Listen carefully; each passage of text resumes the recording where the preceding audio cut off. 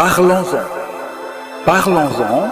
Parlons-en. Une coproduction de la radio Magnificat, la radio Maria et la radio Voix évangélique. Aujourd'hui, le révérend Juste Alain Gonard Bakwa.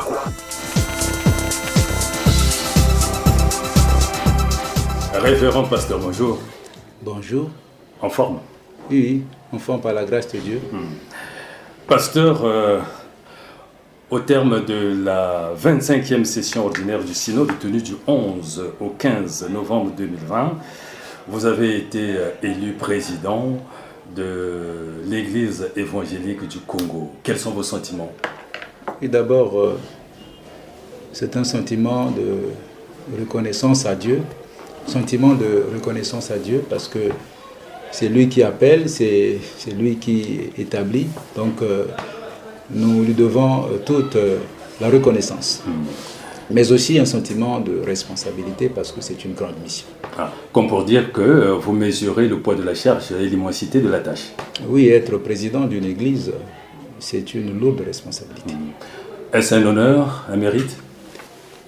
Ce n'est pas un mérite, je l'ai déjà dit, c'est le Seigneur qui établit. C'est dans sa souveraineté qu'il choisit qui il veut choisir, quand il veut le choisir et comme il le veut. Bon, un honneur, assurément pas, parce que l'honneur c'est pour le Christ, pour nous c'est la reconnaissance. Nous y reviendrons, révérend pasteur, pour l'heure. Et pour les nombreux auditeurs qui nous suivent, on aimerait se faire une idée de l'Église évangélique du Congo. Sa structuration, son organigramme, son fonctionnement. Merci beaucoup. L'Église évangélique du Congo, c'est une église issue d'abord de l'œuvre des missions scandinaves, depuis déjà l'arrivée du premier missionnaire en 1909 à Madia, et qui a fait donc son chemin jusqu'à l'autonomie en 1961. Donc vous comprendrez que c'est une église qui est maintenant autonome et qui est structurée en instance dirigeante.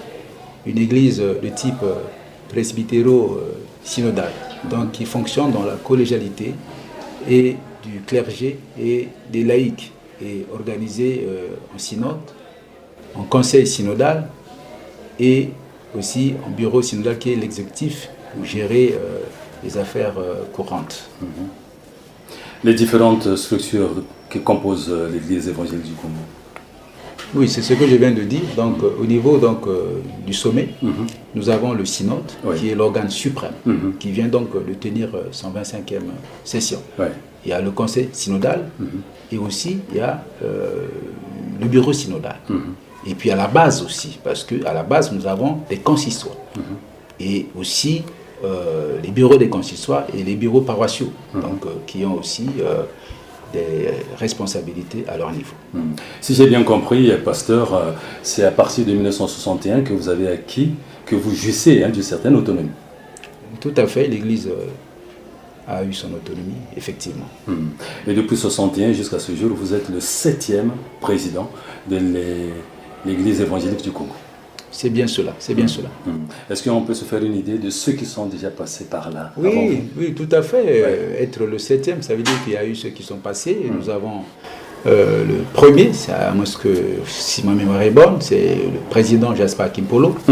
Son est suivi du pasteur Raymond Bwana Kipongi, de Bongo Mayenge, du président Alphonse Bama, et du président Diema Mathieu par intérim, juste pour un temps, et du président Swami, et aussi celui à qui je viens de succéder, le président Edouard Moukala.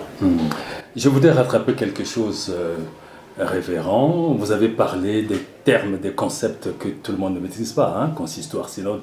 Qu'est-ce que ça signifie? Est-ce un peu de donner des éclaircissements pour ceux qui nous écoutent? Bon, dans son fonctionnement, l'Église a des organes qui ont la responsabilité de prendre des décisions pour le bon fonctionnement de l'institution. Donc, le synode, c'est l'instance suprême et qui a la responsabilité donc, de décider sur les questions liées à la vie de l'Église, comme on vient de le faire. Il y a le Conseil synodal qui est aussi cet organe, disons, qui est un organe aussi exécutif ou législatif. Un organe législatif, effectivement, pour des décisions, pour prendre certaines décisions liées à légiférer certaines décisions liées à la vie de l'Église. Et aussi le bureau synodal qui est un organe exécutif, j'espère. C'est le consistoire? Oui, ça c'est à la base. Au niveau donc de l'Église, il y a une structuration. Donc l'Église a donc différentes entités, donc les consistoires, qui sont comme des diocèses et qui fonctionnent au niveau donc, de l'ensemble disons, du pays. Donc, s'agissant de l'élection, par exemple, c'est le synode qui voit au chapitre. Oui, s'agissant de l'élection présidentielle, finalement, c'est toute l'Église, au niveau des consistoires, au niveau même des organes, de la conférence pastorale, parce qu'il y a d'abord une étape préliminaire. Maintenant, la dernière étape, c'est celle qui se fait au niveau du synode, pour l'élection finale du président. Puisque nous parlons de l'élection finale du président, comment s'organise cette élection, révérend pasteur? Oui, cette élection a des critères. Être pasteur de l'Église, oui. Et puis d'un certain âge, et aussi avoir cette probité morale, avoir quand même des connaissances sur la vie de l'Église, un certain bagage intellectuel aussi. Donc c'est ça des critères, et puis entre autres bien sûr, et puis c'est par étapes. Il y a des consistoires qui font des élections à leur niveau pour retenir, qu'on arrive à retenir les 3 premiers candidats. Donc, une fois cette étape passée, au niveau des consistoires, et même de la conférence des ecclésiastiques et du conseil synodal. Donc quand ces préliminaires finissent, donc on arrive maintenant à l'élection du président en synode. Vous en avez combien au total, les consistoires? Les consistoires, il faut en être vraiment précis. Je ne voulais pas donner une réponse un peu comme ça, mais je pense que ça, il faut regarder. C'est facile pour vérifier. C'est quand même beaucoup de consistoires. Ça correspond au département ou bien? Non, pas forcément au département. Attendez, les consistoires, en fait, c'est un peu lié à la géopolitique un peu. Mais je crois que nous pourrons être mieux fixés sur cette question-là, quand on va vérifier les archives et ainsi de suite. Vous avez parlé des préliminaires, donc chaque consistoire présente combien de candidats pour l'élection? Non, le candidat, ce ne sont pas les consistoires qui les présentent. D'accord. Le candidat peut faire acte, si telle est sa conviction. Ou on peut avoir aussi, on peut être proposé par des tierces personnes. Donc du coup, ça ne dépend pas des consistoires. Donc un consistoire peut ne pas avoir un candidat. Donc c'est des candidatures qui se retrouvent, qui sont motivées par soit des candidats eux-mêmes ou par des tierces personnes qui sortent de tel ou tel milieu, mais au sein de l'Église. Donc ça ne dépend pas des consistoires. Quelqu'un me disait, je ne sais pas si c'était pour rire, que parmi les critères, il faut avoir beaucoup d'enfants. C'est vrai? Non, pas du tout. Ça, c'était une blague. Une façon peut-être de s'amuser, mais ça ne dépend pas non, de cela. Donc, blague à part. Qui est habilité à voter? Le président. Celui qui est habilité à voter le président au niveau des consistoires, ce sont les organes d'abord. Nous avons, comme je l'ai dit, il y a les conseils consistoriaux qui sont là. Donc c'est au niveau de ces instances que l'élection s'organise. Voilà. Bon, comment se déroule à ce moment-là l'élection, proprement dite? Oui, à ce niveau-là, je crois qu'il y a un bureau de vote. Et puis les conseillers sont là, présentent les candidats, et chacun donc, à bulletin secret, choisit, livrant son candidat. Et la durée du mandat, c'est 4 ans. 4 ans, renouvelable, une fois, 2 fois. 4 ans, renouvelable, selon les textes, renouvelable. Renouvelable. Et votre prédécesseur a passé 4 ans? Oui, il en a passé 4.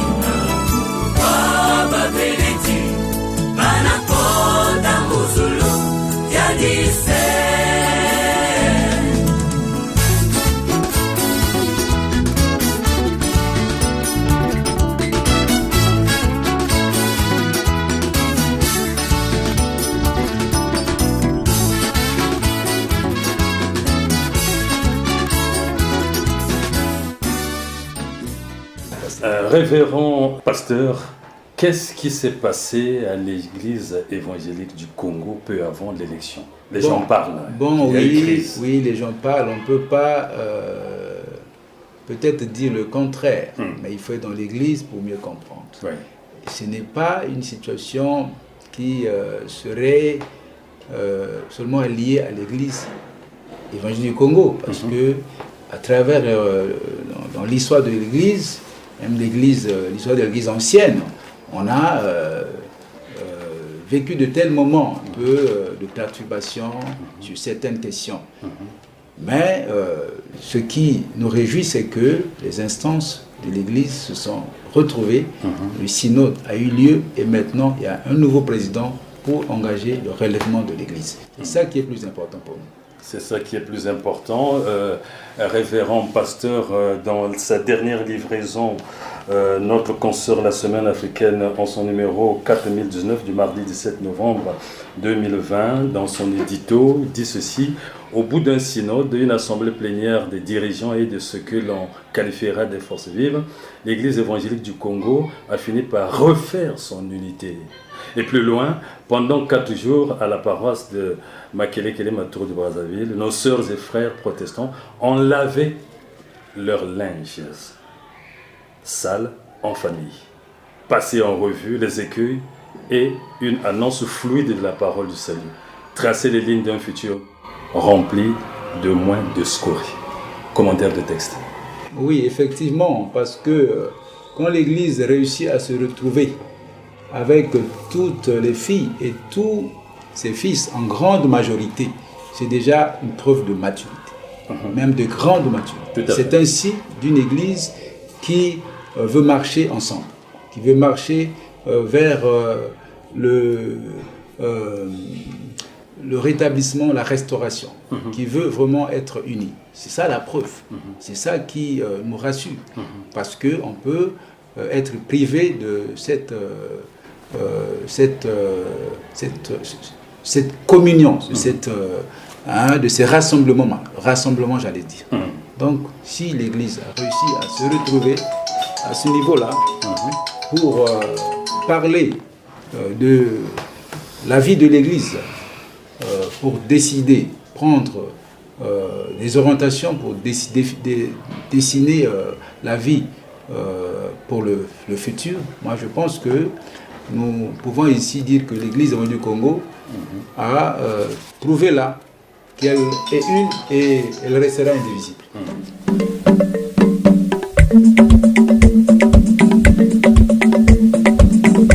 Piqûre de rappel oblige, nous sommes en train d'échanger avec le révérend pasteur Juste Gonard Alain Bakwa, qui a succédé au révérend pasteur Édouard Moukala, lui qui a été à la tête de cette église de 2016 à 2020.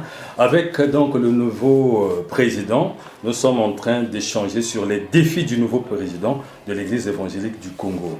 Révérend pasteur, vous avez parlé de la crise sans pour autant dégager le contenu de cette crise. Bon, je vous le concède, mais est-ce qu'on peut dire que le linge sale est vraiment lavé? Il est bien blanc maintenant. Oui, déjà, je l'ai dit, avant d'arriver au synode, nous avons eu des sessions du conseil synodal. Déjà là, à ce niveau-là, l'Église s'est mise ensemble pour travailler ce qui concerne son fonctionnement, sa restauration et puis envisager l'avenir. Et nous avons atterri en synode, donc c'est pour autant dire que l'Église est engagée maintenant vers l'avenir. Maintenant, où en est-on présentement? Oui, présentement, l'Église n'est pas en dysfonctionnement. C'est ça la joie. Parce que les instances sont mises en place. Et quand une Église a des instances qui sont mises en place, cela montre que l'Église est stable. Et donc, elle envisage une restauration, elle envisage un épanouissement, un développement sur tous les plans. Donc l'Église est stable avec les institutions maintenant. Stabilité des institutions, une question, peut-être pas pour vous provoquer, un révérend, un pasteur, comme en politique, est-ce que dans l'Église, on fait des campagnes aussi pour arriver au perchoir? Bon, l'Église, c'est le corps de Christ. Et c'est le Christ qu'on est le chef. Il a dit lui-même, tu es Pierre, sur cette pierre, je bâtirai mon Église. Donc les chrétiens le comprennent. Et il y a aussi le Saint-Esprit qui agit, qui doit inspirer, qui doit nous orienter même dans les choix. C'est ça, en fait, ce qui doit se faire dans l'Église. Et je crois que ce qui s'est fait aussi parce que nous avons vu que la mobilisation a été, d'une façon ou d'une autre, générale. Donc ça nous rassure que le Saint-Esprit agit dans l'Église. Pour les questions de choix aussi. Mobilisation générale, vous n'avez pas été surpris de votre élection? Bon, je crois que le Seigneur a montré qu'on pouvait avoir la confiance presque de l'ensemble de l'Église. Cette confiance nous amène aux défis, les défis auxquels vous serez confrontés. Dans une de vos interventions, révérend pasteur, vous avez parlé de la réconciliation et de l'unité. Est-ce que ce binôme-là constitue ou fait partie de vos défis pendant les 4 ans? Effectivement, ces mots ne sont pas étrangers en fait à toute institution. On a toujours besoin, même dans une famille, même dans un couple, on a toujours besoin de l'équilibre, d'être toujours, disons, unis, parce que c'est dans l'unité qu'on peut avancer. Donc on ne peut pas travailler sans l'unité, on ne peut pas travailler sans être ensemble, parce que les défis, effectivement, on les relève ensemble. Donc ça, pour nous, ce n'est pas étranger, même si ça peut s'appliquer avec une certaine particularité, mais dans toute institution, dans un cadre quelconque, il faut de l'unité, il faut être ensemble pour avancer et pour pouvoir relever les défis. Révérend pasteur, quel est votre mode opératoire pour arriver à cette réconciliation, à cette unité de l'Église? Comment vous allez procéder? Non, je crois que c'est déjà en utilisant toutes les possibilités que nous avons. Chaque fois, il y a des communautés paroissiales, au niveau des consistoires.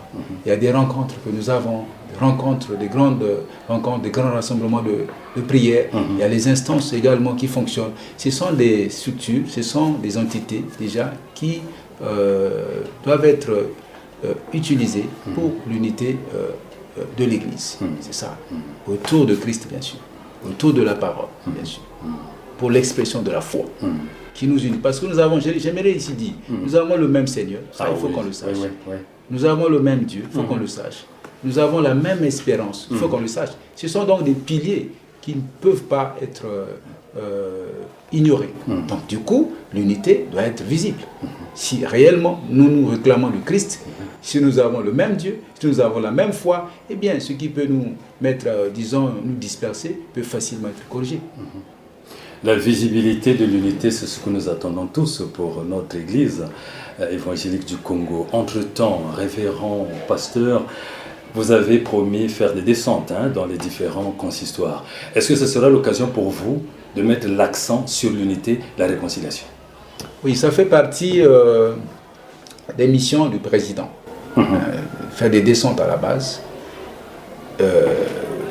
C'est un peu de répercuter les décisions du sommet à la base. Donner des orientations précises. Ce n'est que normal quand on peut arriver à faire des descentes, quand on essaie un peu de donner à ce niveau-là la vision, ce qui concerne l'unité, et de parler des questions qui sont actuelles, ce qui concerne la vie de l'Église. Est-ce que c'est très bientôt que vous allez descendre sur le terrain? Vous avez déjà un calendrier pour associer aussi Radio Maria, pourquoi pas? Bon, jusque-là, nous sommes dans une période où il faut attendre que la passation de service soit faite. Et puis, on va s'asseoir et on va mettre en agenda de travail.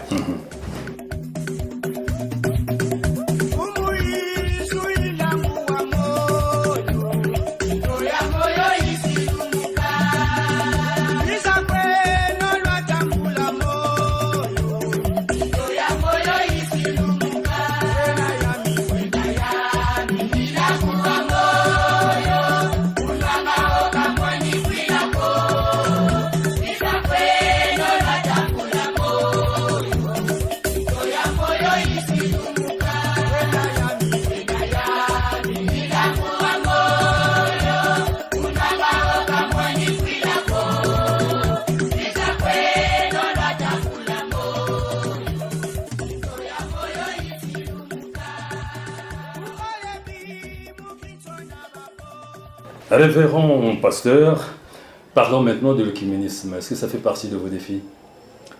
Oui, si nous pouvons remonter l'histoire de notre pays, de notre Église, je crois que c'est avec les autres qu'on a pu avancer sur certaines questions de foi, de paix, de justice, des questions sociales. Tout à fait. Donc je pense qu'avec les autres, dans la perspective bien sûr de l'Église universelle, pouvons que consolider ces liens. Ça, ce n'est que normal.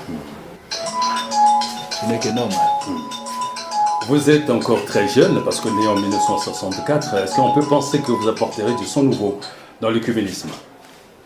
Oui, en fait, comme je viens de le dire, ce qui peut faire que l'Église chrétienne au Congo puisse vivre avec les autres, ce qu'on peut apporter pour l'unité, pour consolider notre engagement commun, nous allons nous efforcer d'apporter ce qu'on peut apporter. Vous avez déjà en tête quelque chose à vouloir modifier dans l'œcuménisme? Il faut qu'on y travaille, parce que ce sont des dossiers. Il y a tout un conseil qui est là, qui a la responsabilité de conduire. Nous aurons des contacts, surtout que nous participons, je crois, au conseil, œcuménique. Donc là, nous aurons plus de la matière. Révérend pasteur, comment expliquer que vous vous retrouvez une seule fois dans l'année, dans le cadre de l'œcuménisme, et le reste du temps, plus de retrouvailles? Et vous vous dites œcuménisme? Oui, ça c'est dans le cadre culturel évidemment, mais en dehors de ça, les consistoires ou les paroisses, moi je suis proche ici d'une communauté chrétienne, l'église chrétienne ici qui est là, donc les visites pastorales entre curés et pasteurs responsables et des relations directes peuvent exister, même si du point de vue institutionnel, il y a une rencontre œcuménique qui se fait au mois de janvier, mais cela n'empêche qu'il y ait des rapprochements à la base entre paroisses. Il y a aussi, j'ai vu des groupes qui ont aussi des partenariats qui existent entre eux. Donc ça peut exister. C'est le cas de la chorale Tangani Tanga et de la chorale L'écho du ciel. Voilà, vous le dites bien. De Bakongo. Voilà, c'est ça. Janvier, c'est bientôt. Est-ce que vous avez une idée dans tout ce qui va se dire là-bas? Pas du tout, parce que là, on n'a pas encore eu des campagnes.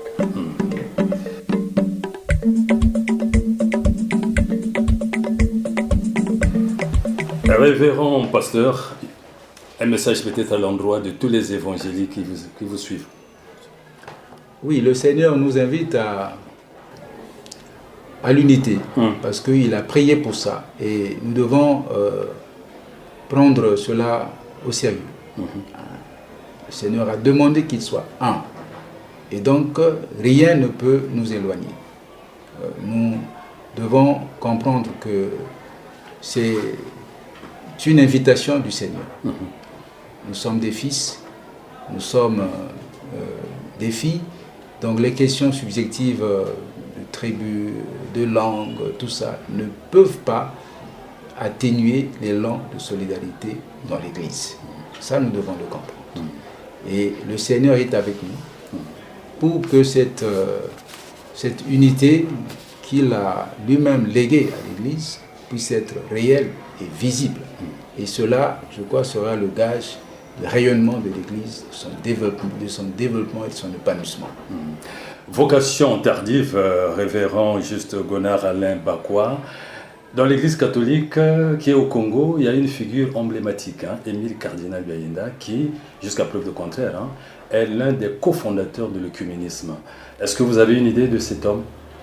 Oui, je sais que c'est parmi l'un des cardinaux, je ne sais pas combien on en a eu, mais un seul. C'est déjà une figure emblématique. Le fait d'être l'unique, ça veut dire que il a marqué l'histoire, il continue d'ailleurs à marquer l'histoire de notre pays, et des communautés chrétiennes.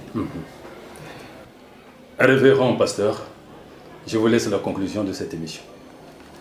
Oui, nous disons que, comme je l'ai dit, l'Église appartient à Jésus-Christ et non aux hommes. Et Jésus a dit, je bâtirai mon Église. Donc nous devons tous le comprendre et donner la primeur à Christ. Nous devons lui donner la première place. Et nous tous, nous devons être organisés autour de Christ. Nous tous. C'est l'invitation que je fais à l'ensemble de l'Église. Que nous soyons tous organisés, quelles que soient les différences, les divergences, mais nous ne devons pas les mettre en priorité. Nous devons mettre en priorité la foi qui nous unit en Christ et converger, regarder vers le Christ. Je suis rassuré que le Seigneur a le pouvoir divin, parce qu'il a déjà fait l'assurance, donné l'assurance, il va construire. Et cette Église sera construite. Ça, j'en suis rassuré. Par le Christ, si et seulement si nous lui donnons cette possibilité, si nous lui confions son Église, il va la construire et bien la construire. Révérend Juste Gonard Alain Bakwa, le peuple de Dieu par ma voix vous dit bon vent dans vos nouvelles fonctions. Amis auditeurs, merci de nous avoir suivis et à très bientôt.